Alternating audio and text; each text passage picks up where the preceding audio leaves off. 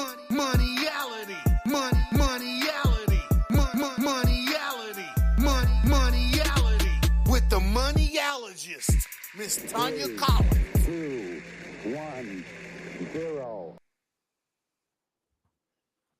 Hi, everyone, and happy Monday. Happy Moneyality Monday. I am so excited. This is the first day of May, and this is an amazing month. This is my birthday month. This is Taurus season, and I'm so excited. My birthday will be on Thursday, the 4th, and people like to say, may the 4th be with you, and may it always be with you, because that is totally a holiday for everybody. On the 4th is my birthday.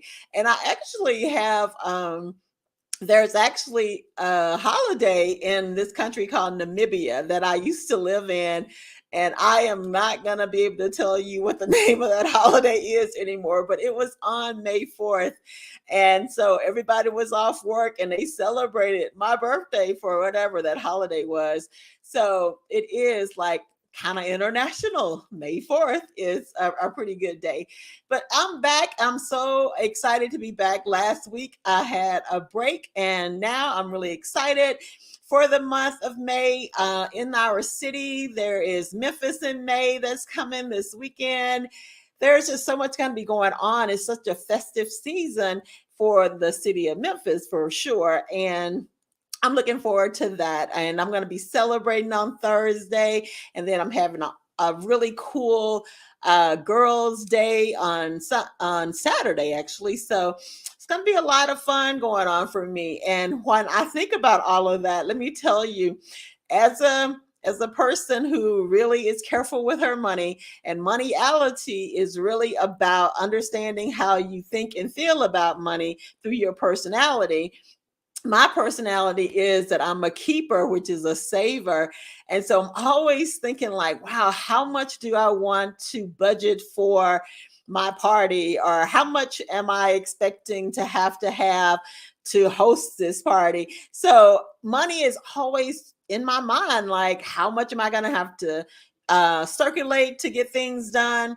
And what kind of gifts am I going to be getting? Like it's a whole thing. And that's why I love Moneyality, is because it helps me rethink a lot of how I move with people and making decisions about my finances. So tonight we're going to get started as we do with our sponsors. And our first sponsor tonight is Some Kind of Way Solutions. And that is a nonprofit that I started. And the nonprofit has the goal for financial focus, cultural connections, and life lessons. And when I say that, it's because of all the things that I've experienced as an adult that I didn't get to do as a child. So understanding finances, I didn't really understand finances as a child, but I just knew that I like to save money. And the cultural connections is a part of understanding money and the different currencies around the world. And that my goal for the nonprofit with Some Kind of Way is to be able to take students, maybe their parents, to different countries, understand the different currencies you're going to make, how to do the exchange rates.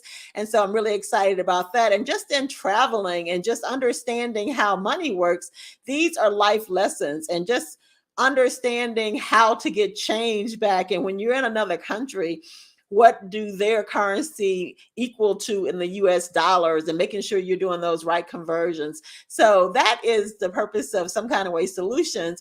And they are, and I mean, so the company is really based on Moneyality, where Moneyality will be partnering with Some Kind of Way so that students will have access to this program. So if you're interested in partnering with Some Kind of Way Solutions as a nonprofit, contact me at 901-220-5704. Thank you for that one. And the next sponsor is Joy Media Group. And that's joymediagroup.net. And the number is 901-618-9501.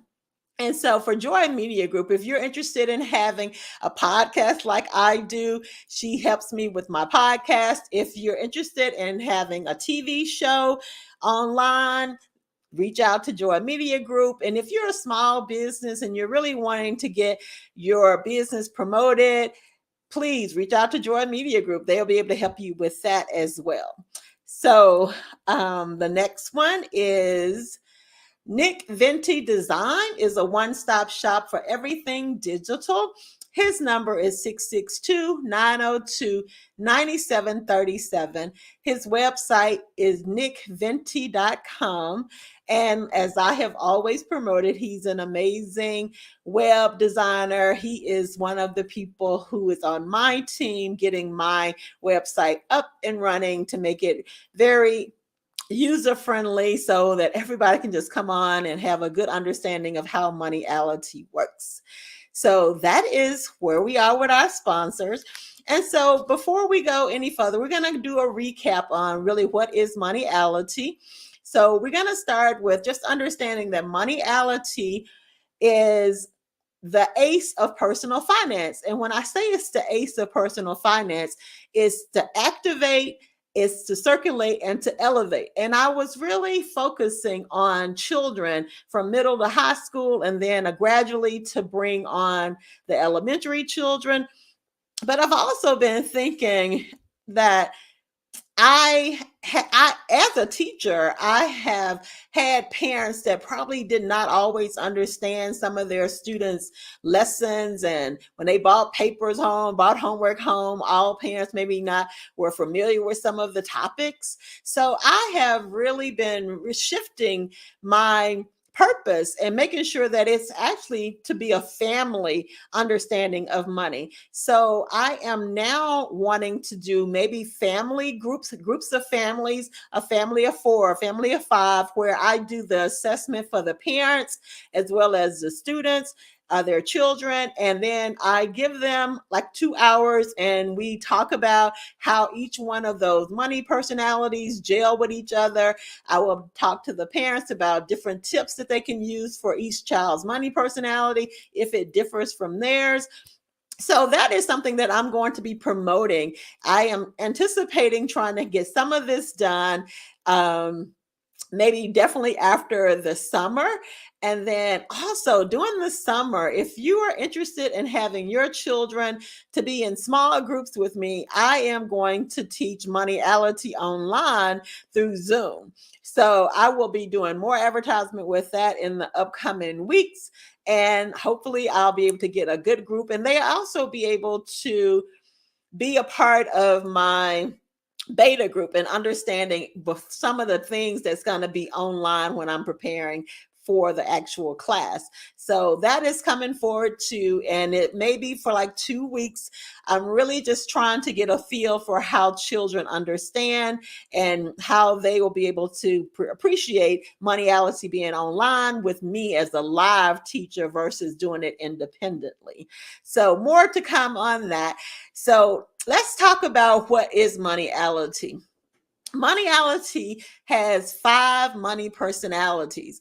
There is a splurger, which is an extreme circulator. And I tell everybody that we have exchanged spending with circulating. We are not spenders in Moneyality. We are circulators. We circulate money so that it is able to go through communities and it's able to come back to you in some form, whether it's in the same form of currency, whether it's items that you purchase, but it's actually a cycle of going around and being able to put money out into the community and then having that community be strong enough that we can continuously circulate it around and everybody is a winner from that perspective.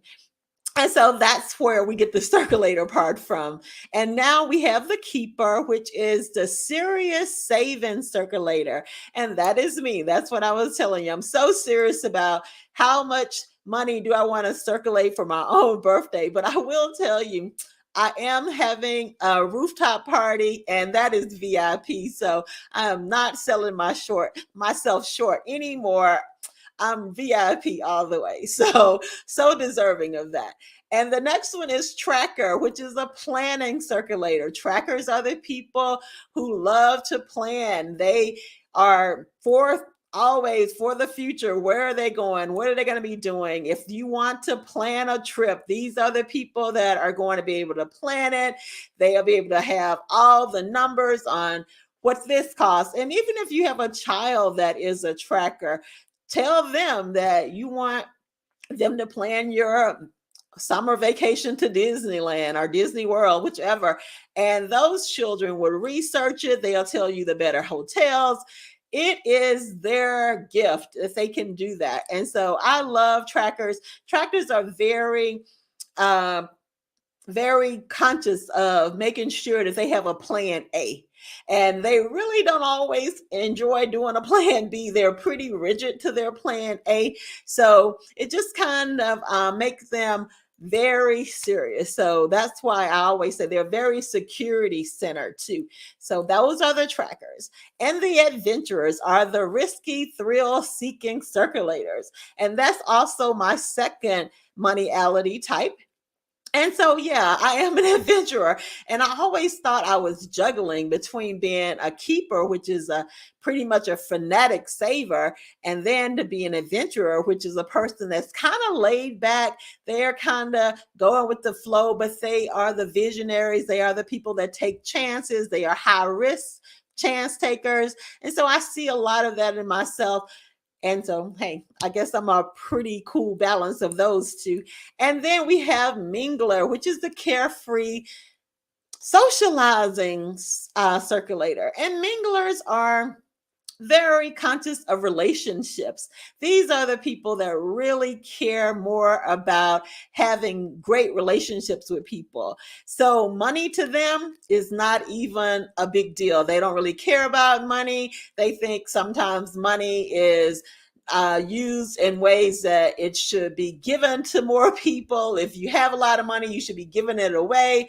And so I understand that. I understand that a lot, but I do understand that minglers have to be kind of reeled in to make sure they understand that their basic needs are going to have to be taken care of, and they're going to have to implement some of these other moneyality types so that they can be really pretty much balanced in and understanding how money really works. So those are the 5 moneyality types.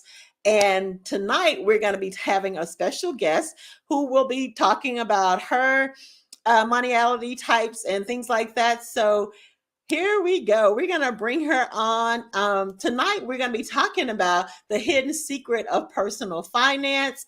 And we have a lovely lady named Janae Tabor, and she is one of my favorites. And I like to call her niece.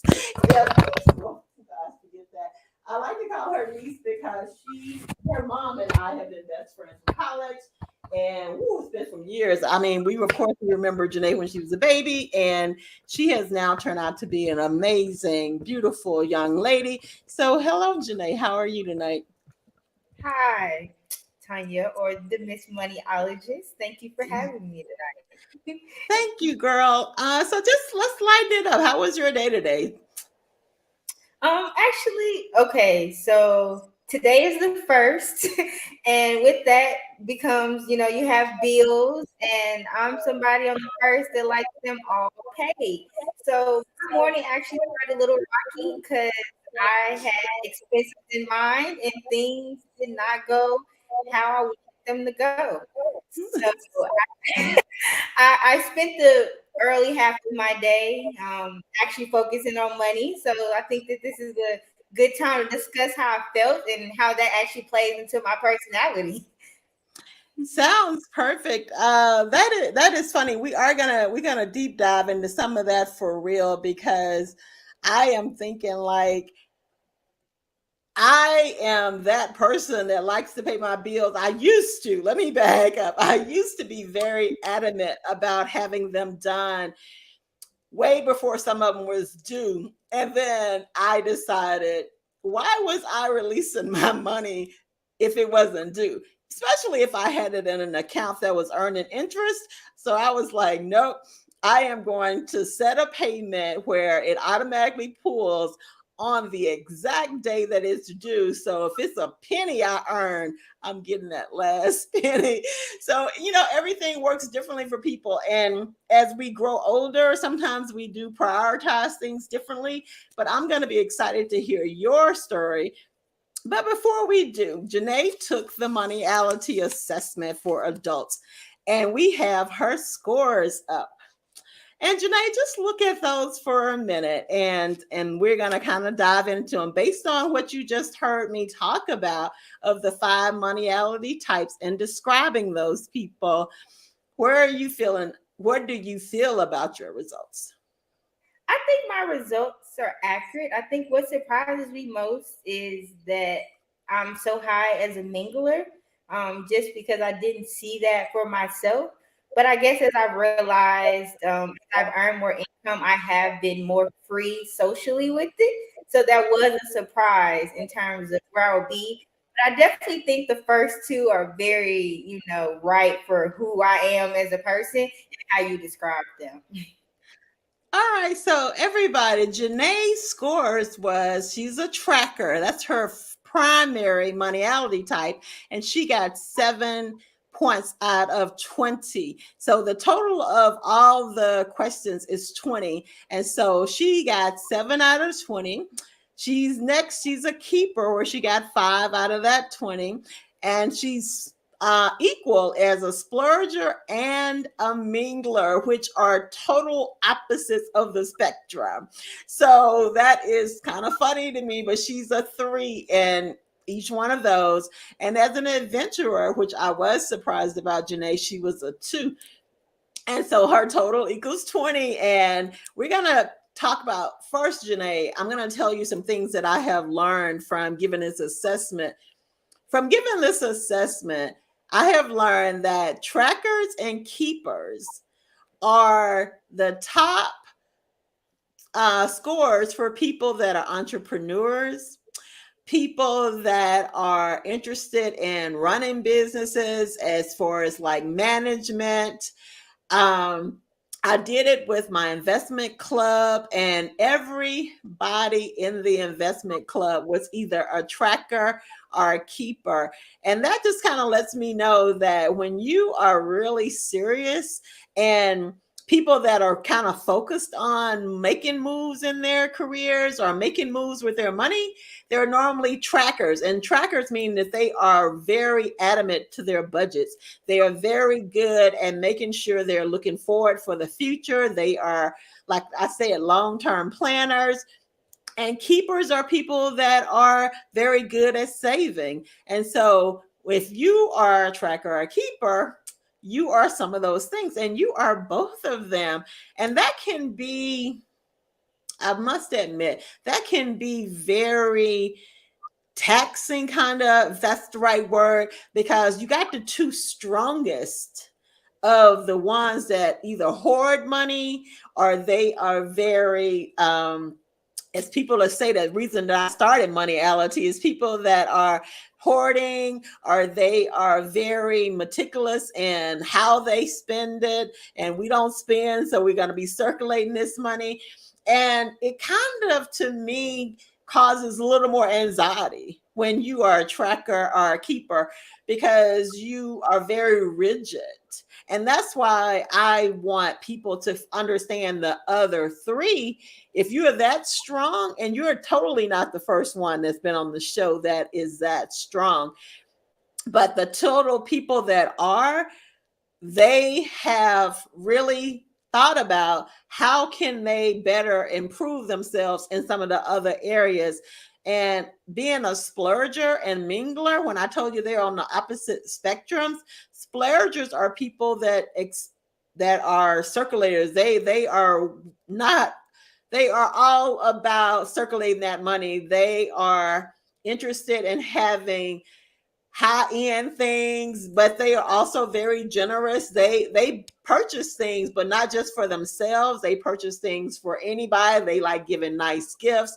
Where you got the mingler, who is total opposite. They don't care about money. They're not even messed up about it. They give a lot, and sometimes they are being known to be misused, because if they are so carefree with their money, people have a tendency, they'll be like, oh, we know that mingler person, they always gonna pick up the check because I don't have to have no money. So I always will say with a mingler child, you're gonna have to coach them in understanding that everybody that's your friend, you do not have to pay for them.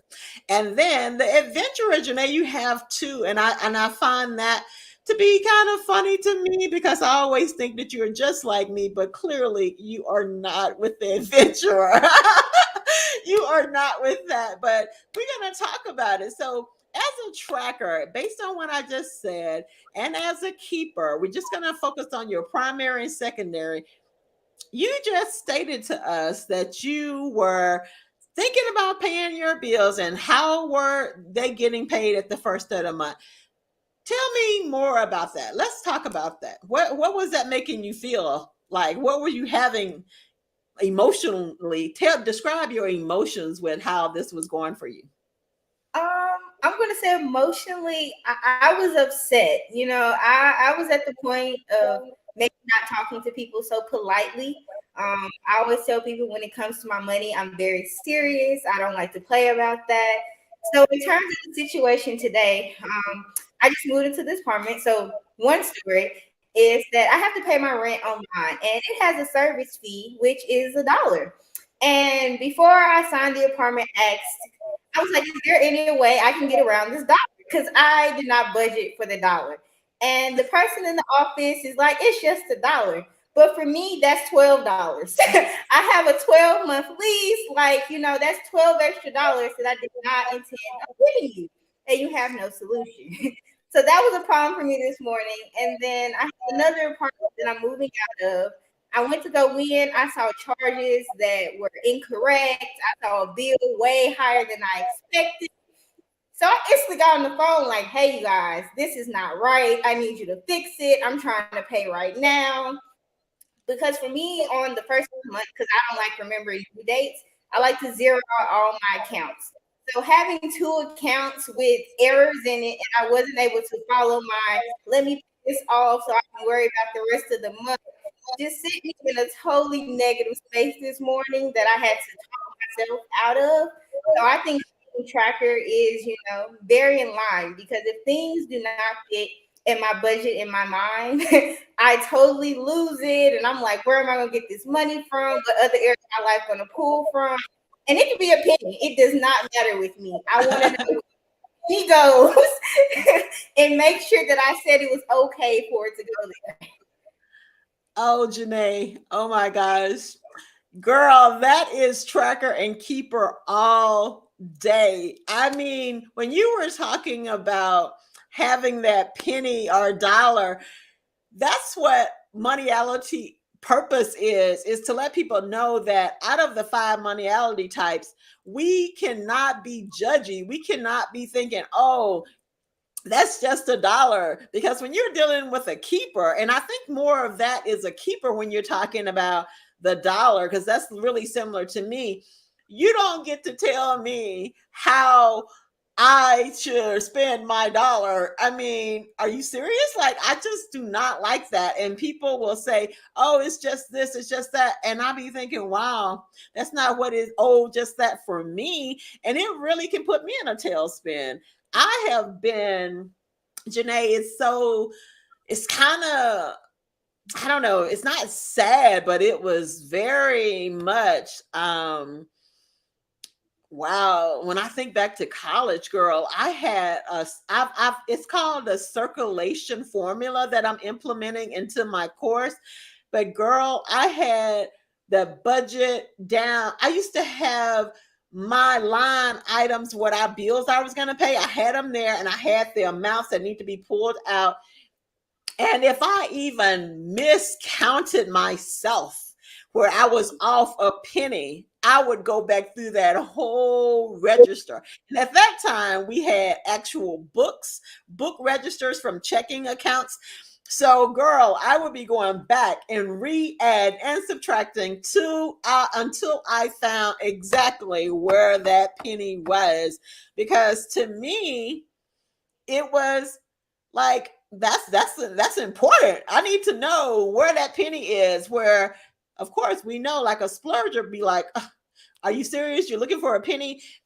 And I realized that, honey, when we're doing that, it is it like you say, it's these emotions that build up inside of you where you can become very nasty. You can be very like you don't want to talk. You can, I mean, to me, I have been so thankful that I learned about the money personalities, girl, because it has totally changed and calmed me down because it'll have me like stroking out, and you are so young, honey, don't be stroking out over this, because actually some people are not going to move like we want them to, and I know. that's that tracker part.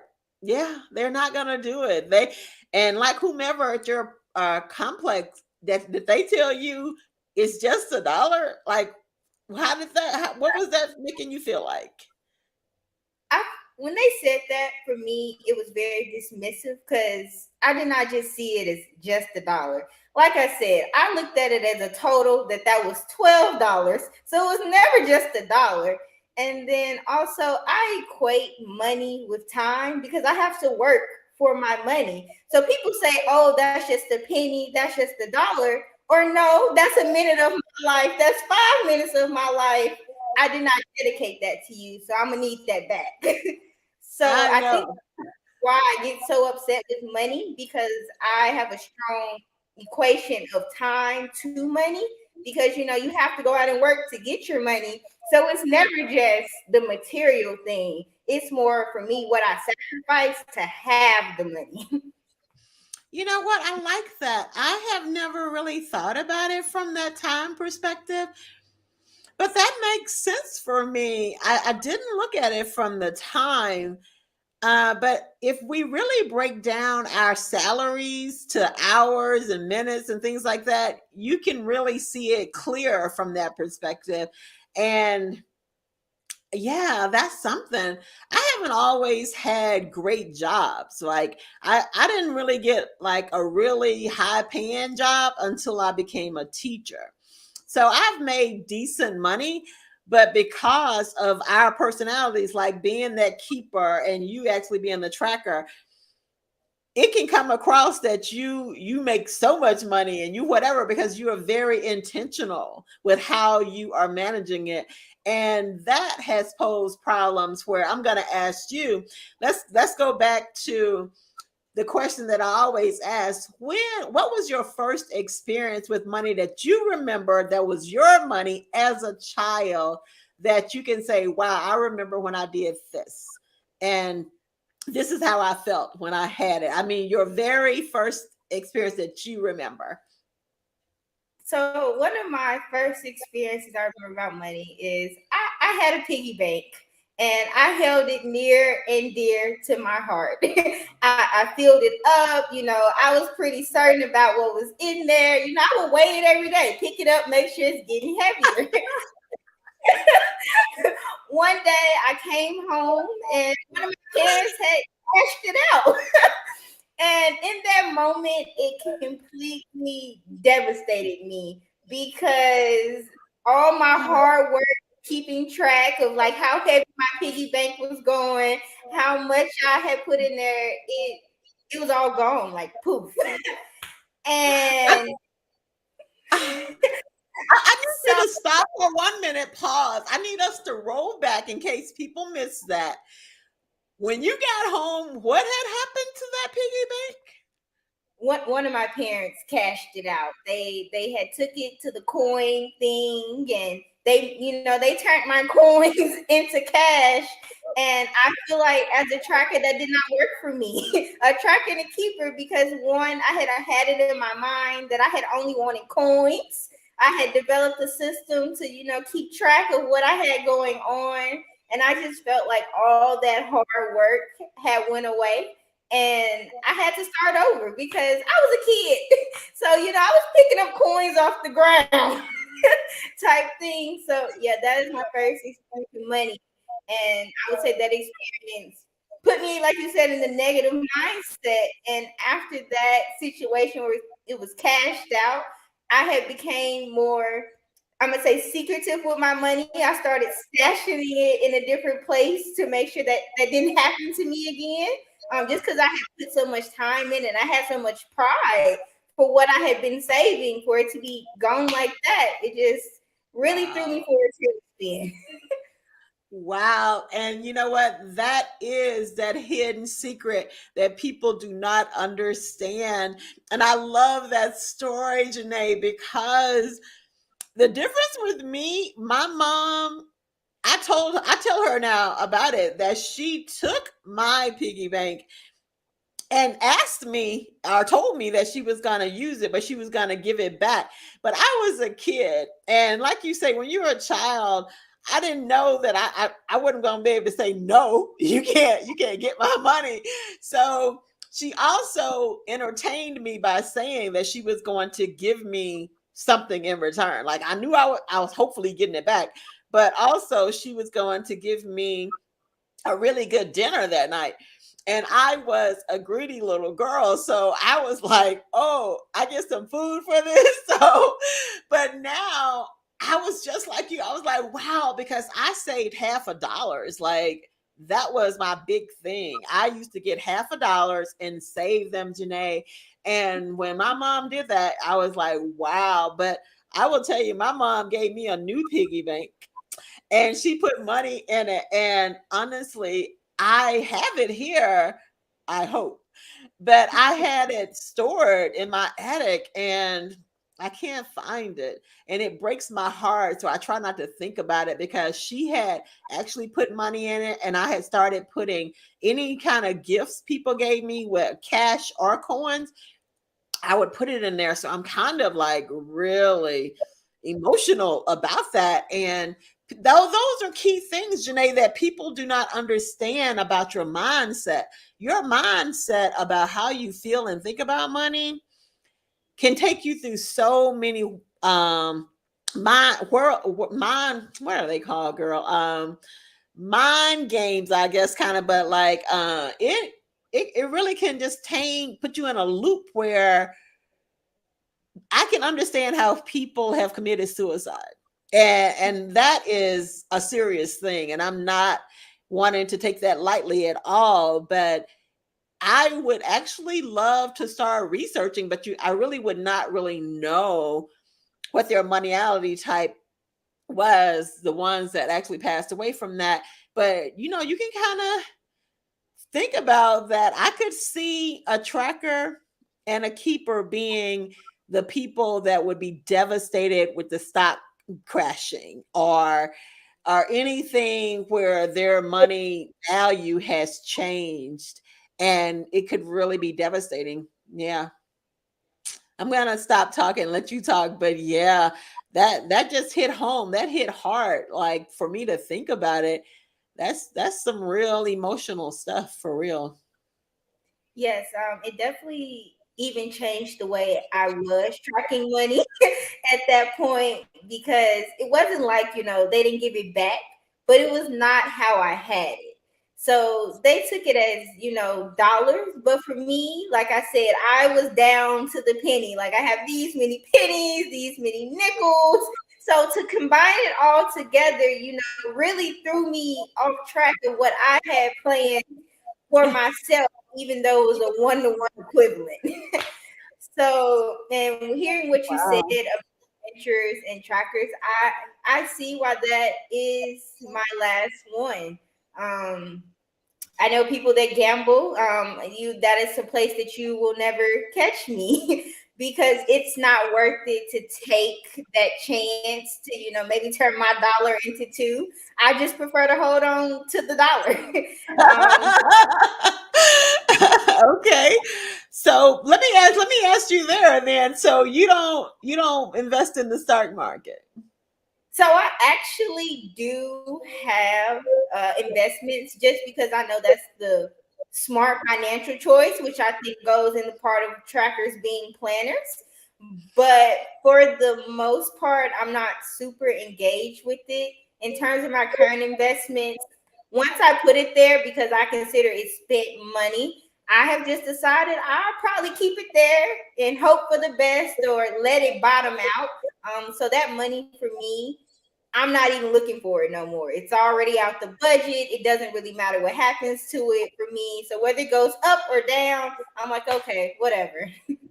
Did you use a personal financial person to start your accounts? No, I was a do-it-yourselfer. I got on Google, looked at best ways to, make more money and just kind of planning for my future. With that, I found about the Roth IRA. I have a sibling totally opposite of me who loves the stock market. So I was kind of like, hey, what are some suggestions here? And I made it work in my budget, and since then I really haven't touched it. I'm just kind of hoping for the best with it. Yeah. In general, it would have not been something I necessarily did myself. I'm gonna say I was probably more peer pressured into that than it being my first choice of things to do. Okay, but that was really smart though. I like that about you, that you did research it on your own. And I know you're in your 20s. So when I think about that, Janae, I will recommend that you get a Yeah. really good personal financial person that can speak the language, and you probably will be a low risk person that they would put your money in low risk things, maybe some bonds and things like that, that are gradually going to make consistent So money. actually, I think I would be okay with high risk. Actually, I would, but only if I put it in my budget to lose it. So for me, I would not invest any money that I'm not okay to lose.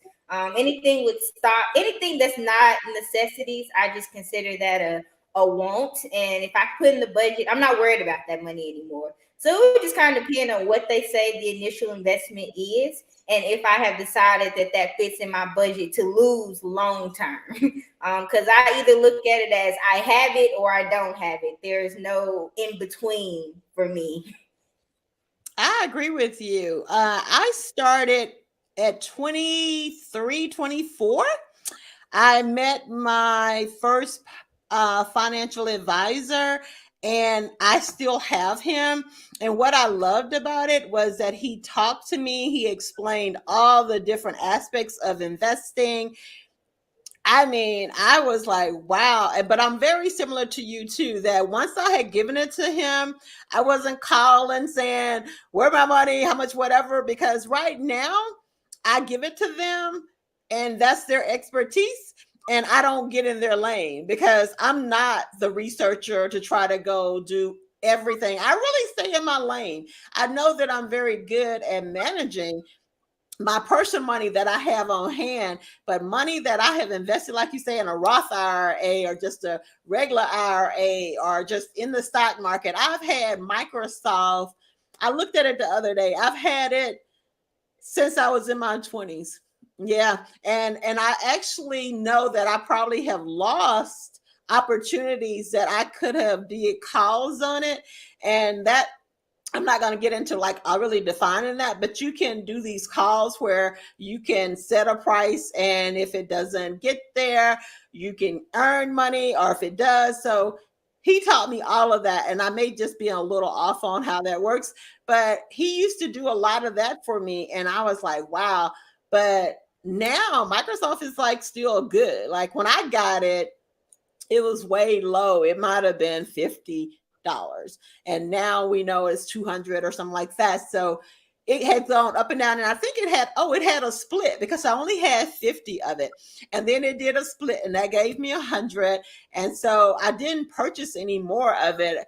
And then they had like another split off on something. And I got another company shares or something. I'm not really sure, but I've been with them. So that's been 30 years. Like, wow. And can you imagine how sometimes people say, if I had had maybe 1,000 shares, where would I be now? Like, I mean, and I'm not messed up about it, but it is like it's a lot to think about for the most part. All right, so let me ask you another question. You're doing so good. You're sharp. I like a lot of your answers. I feel like people can relate to some of the things you're definitely saying. So, what another question is, now that you have your results and they've been revealed, how would you use them going forward for your future? Going forward for my future, I think I'm probably going to tap more into the splurger and mingler. Just because that is, I would say, area I think I struggle in. And I would say finding out that it's number three for me means that the tactics that I have been using here lately are working. Because like I said, I am somebody who holds my money tight, but as I get older, I also think, I'm closer to my expiration date as well. And I told you I have that strong tie between money and time. So now I am saying it's okay to let the money circulate. It's going to come back. It doesn't necessarily have to, every dollar and every penny doesn't have to be written down. So I definitely think seeing this and seeing how I am so rigid is going to help me move towards, having a better relationship with money where I don't get in such a terrible mood when things don't work out how I want them to financially. And I think I could really tap into that with that splurger and mingler personality. Because money should circulate to also create memories and not just buy materialistic things and just things you want need per se. It also should be something for wants as well. And I love that, Janae. So let me ask you this question. Have you ever um, had a regret where you had the money? It was something that you could have easily purchased or invested in or whatever was it that you thought about, and you let it go because you just felt like, I don't want to give my money to that, and now you realize that you may not ever have a chance to have that opportunity again. I can't say anything comes to my mind off top, but I would say shopping, I've experienced that a lot. That I see something, I might really love it and toy with the idea and then not purchase it. And then I turn around and say, oh, I really want it and it's sold out or I can't get it. Which is something that also upsets me because I'm like, oh no, I had the money. I just needed to think about it a little longer. So I've just kind of learned that even if I didn't plan for it, if I wanted that, I should get it. And that all financial decisions, I don't always have the liberty to think about it how I want to think about it. So I would say just a general example, I think that has happened with me with shopping, but I'm sure there have been other things where I was like, about it. Then it did not work in my favor to be that way because either I ended up having to spend more money to get it or I didn't have it at all. Bingo, girl. I'm telling you, as Miss, as the Miss Moneyalogist, it happens to keepers and trackers. I will tell you that I love. Go ahead. You were Go talking ahead. about the stock markets. One that I could say I'm upset with myself about is GameStop. I'm really big on the Reddit community. So I kind of knew about that grassroots when it was happening. And I did not even think about jumping into it until I'm going to say the tail end where it wasn't even worth my time to really do it. But there are people who, I'm going to say the adventurers that had no problem circulating that money early on that won big from that. So I'm going to say 2020 when I had first started playing with stocks. I was up to date on the grassroots where people was like, oh, this is coming up. But I was like, I'm not really trying to play with my money like that. But hindsight, I had it, I should have did it. I probably would have been in a better financial situation now. And I remember you told me about it at the end. And I definitely, as an adventurer, I would have jumped on it. And also, when I'm at a casino, I'm gonna play. That is totally the adventure in me, because the money I play with at the casino is, like you say, it's like money that I put aside. It's not gonna hurt my bills. I don't go to the casino because I'm trying to get my rent paid or anything like that. It's total just fun, just total fun. And let's talk about the adventurer, though. The adventurer people are the visionaries. They are the people that are kind of in between. They are take chances. They're kind of similar to the minglers and the splurgers. They're really that fit in the middle of all of them, because they can be taught to be very conscious about how they save their money, but they are also very they'll try something new.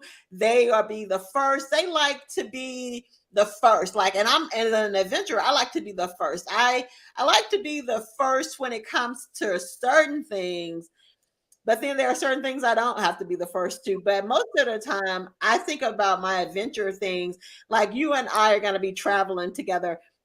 To me, as an adventurer, I love that. And when I get to wherever we're going, if that currency rate is different, oh my goodness, I am going to be splurging, because when that money doesn't equivalent, is not equivalent to the US dollar. And let's say, I don't even know what it is, but I'm going to tell you, I will splurge. And when I'm out of the country, I splurge so much more, because their currency levels are different from the US. And right now in South Africa, the currency is 1 to 18. Can you imagine? When I went there, I used that to my advantage. That was a time that I definitely became a splurger. I was like, why not? I had already budgeted in US dollars. I was already coming in under budget. I feel like, let me circulate in their economy, help the South Africans. But as soon as I got home, I was like, I'm going on a financial diet. Don't ask me about it. I'm one of the people that joke about freezing their cards until they save back up and regroup their budget. I love that, girl. So my goal for Moneyality is to let everybody know that wherever they're standing, wherever their strengths are, and wherever they're lacking, that we try to get them in that circulation formula. And so I'm going to explain a little of that for you. So when you're a tracker and you're a keeper, and you have $100, so we're just going to do even good numbers, just a straight 100. Your primary and secondary should be the two that you put money into first. Like, we're only going to do Moneyality things. I'm not going to worry about what people say about tithing and all that, because it all kind of works together. And I can even explain that on another episode. But I would say you have as top two, you're going to have tracker and keeper. And so if you got $100, I tell people a tracker and a keeper, they are going to be very mindful of their finances. They're going to be very clear on their personal finances, so they can put 30 and 20 and have that 50, because a lot of people live by the 50, 30, 20 rule. But for me, it could work for a tracker and a keeper, because you can do 30 and 20. 50 and 30 easily. But really, you really want to do 30 and 20, because we're going to deal with all 5 of them. And then you have 50 left for the splurger, mingler, and adventurer. And that's when I say it's a balance, because you're balancing the 100. I'm not trying to say balance meaning equal, like everybody gets the 20-20 and everybody gets 20. No, I will say definitely put, so this is how I started. Let me back up a little bit, so I don't want to confuse anyone. So if we got all 5 of them, I start off as just a standard, because most people do, is to do like a 10% to everybody. So everybody starts off with 10. So now we got 50, right? We got 50 left. And so if everybody starts off with 10, and sometimes I have to draw it out for myself. If everybody starts off with a 10, And I always say, like, Mingler is for when you are donating to charity, because they don't really care about money, but they love helping people. So the Mingler is like the charity. So you could just really leave that 10, because in your position, we already know you're a tracker and keeper. If they got 10 and you got 10 and you got another 10 and you got that first 50, you're going to put more in the tracker and the keeper. And I agree, you should, because those are the two that feeds into how you think. And if you are doing anything that pulls you from that, to me, it makes a person feel guilty, or they can feel anxiety, or they can just feel like, wow, I don't have control of my finances. Because if you start listening to a lot of different personal finance people out there, do this, do that, whatever, my goal is to make you do it where it's comfortable for you. And then you can gradually change those amounts. But for me, it's to be comfortable in all 5 areas. So let's say you put another 10 and another 10 with the keeper and the tracker. So we're at 20, and then we're at 50, 60, 70. We got $70 already invested. So now we got 30 left. And so at this point, I will tell you, hey, do you want to improve on splurging? And when I say splurging, what is something you really want? Do not deprive yourself of something that you really want. And that is where I will say, if you already got 10 there and you know something that you really want, and you're trying to think, okay, should I or should I? You don't have to do it that month, but put an additional 5 in it, right? So now you're at 15 there. And that's where you get something that you really, really want. And then as a mingler, you're doing something that you want to be a charitable person. You want to give. And sometimes 10 is what people stop. You can just stop there. Or if you have something 1 month that you say, hey, I want to donate a little extra here, well, then you can do that. But right now, we're still at the 20, we at 40, 50, 60, and we're at 75, right? And so now you got this 25 left. And I always say, do you want to like put a 5, maybe with the mingler? Just put an additional 5, because you may want to give to the charity. So you're at the 20. And now you have 20 left, right? I think you do. I think you got 20 left. So what do you want to do with that 20? You can put 5 here for the adventurer. Adventurers are the risk takers. They are the people that you're not splurging, but you are actually maybe taking a trip, or you are thinking about, if you're a visionary and you and I have talked about some things you may want to do, then you may want to put that money aside for some activity or some career change or whatever. And so that also can be part of where we call it like your investments. Maybe some people can say, I say trackers are really good at investing, and then you have the keeper.